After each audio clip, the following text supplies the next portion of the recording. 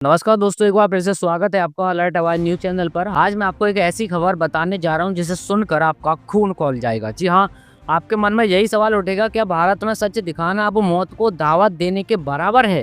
पहले छत्तीसगढ़ के पत्रकार मुकेश चंद्राकर को याद कीजिए। उन्होंने सड़क निर्माण घोटाले की असलियत उजागर की थी।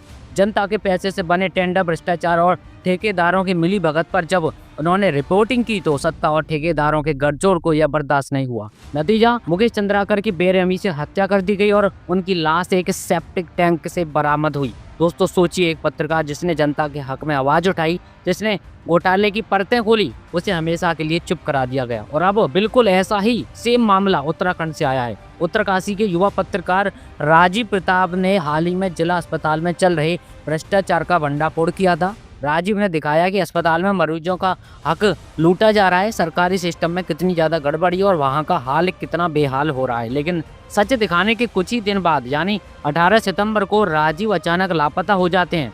पूरा परिवार परेशान होकर ढूंढता रहा, लेकिन कहीं से कोई सुराग नहीं मिला और 28 सितंबर को उनकी लाश जोशियाड़ा झील से बरामद हुई। अब सवाल यह है कि क्या यह महज एक इत्तेफाक था या फिर एक सुनियोजित साजिश, क्योंकि सच बोलने वाले पत्रकार लगातार एक पैटर्न में मारे जा रहे हैं। वहीं अब इस पूरे मामले पर कांग्रेस नेता राहुल गांधी ने इस मुद्दे पर सरकार को घेर लिया है। उन्होंने कहा है कि यह घटना किसी षड्यंत्र की तरफ इशारा करती है और बीजेपी राज्य में ईमानदार पत्रकारिता भय और असुरक्षा के साए में जी रही है। राहुल गांधी ने मांग की है कि पीड़ित परिवार को बिना देरी न्याय मिले और जांच पूरी तरह निष्पक्ष और पारदर्शी हो। प्रदेश कांग्रेस अध्यक्ष करण महाराज ने तो साफ कहा है कि राजीव ने जिला अस्पताल में भ्रष्टाचार का मुद्दा उठाया था और ठीक उसके बाद उनकी मौत हो गई। क्या ये सिर्फ महज इत्तेफाक है? लेकिन दोस्तों असली सवाल यह है कि जो मेन स्ट्रीम मीडिया है वो कहाँ है? आज जब एक पत्रकार की हत्या या संदिग्ध मौत होती है तो पूरी मेन स्ट्रीम मीडिया को खड़ा होना चाहिए। एक पत्रकार की लड़ाई सभी पत्रकारों को लड़ाई लड़नी चाहिए। लेकिन आज आप देखिए, कहाँ है वो चित्रा त्रिपाठी, कहाँ है रूबिका लियाकत, कहाँ है अंजना ओम कश्यप?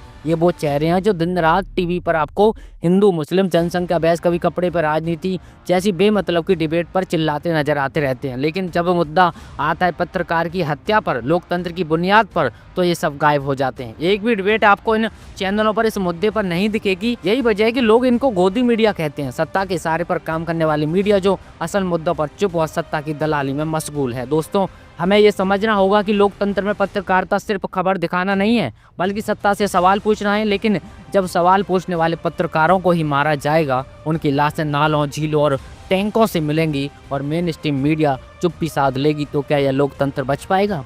जी नहीं। आज भारत में पत्रकार होना मतलब जान हथेली पर रखकर काम करना है। सत्ता से सवाल पूछना मतलब सीधे खतरा मोल लेना है। और इस पूरी सच्चाई पर मेन स्ट्रीम मीडिया का मौन इस देश के लोकतंत्र की सबसे बड़ी त्रासदी है। राहुल गांधी ने साफ कहा है, जो पत्रकार सच लिखते हैं, जनता के लिए आवाज उठाते हैं, उन्हें धमकी और हिंसा से चुप कराया जा रहा है। दोस्तों यह सिर्फ मुकेश चंद्राकर और राजीव प्रताप की कहानी नहीं है, यह भारत की पत्रकारिता की मौजूद हालत का एक आईना है। और सवाल यहाँ पर साफ है, बीजेपी राज में सच बोलना आखिर इतना खतरनाक क्यों हो गया है? क्यों भ्रष्टाचार की रिपोर्टिंग करने वाले पत्रकार मारे जा रहे हैं और मेन स्ट्रीम मीडिया इस पर चुप क्यों है? जब तक इन सवालों के जवाब नहीं मिलते तब तक लोकतंत्र अधूरा है, और जब तक पत्रकार सुरक्षित नहीं होंगे तब तक जनता की आवाज़ दबाई जाती रहेगी। तो दोस्तों ये थी पूरी कहानी, सीधी, कड़वी और डरावनी। अब आपको फैसला करना है कि आप इस पर चुप्पी स्वीकार करेंगे या फिर आवाज़ उठाएंगे। कमेंट सेक्शन में अपनी राय हमें जरूर बताइएगा।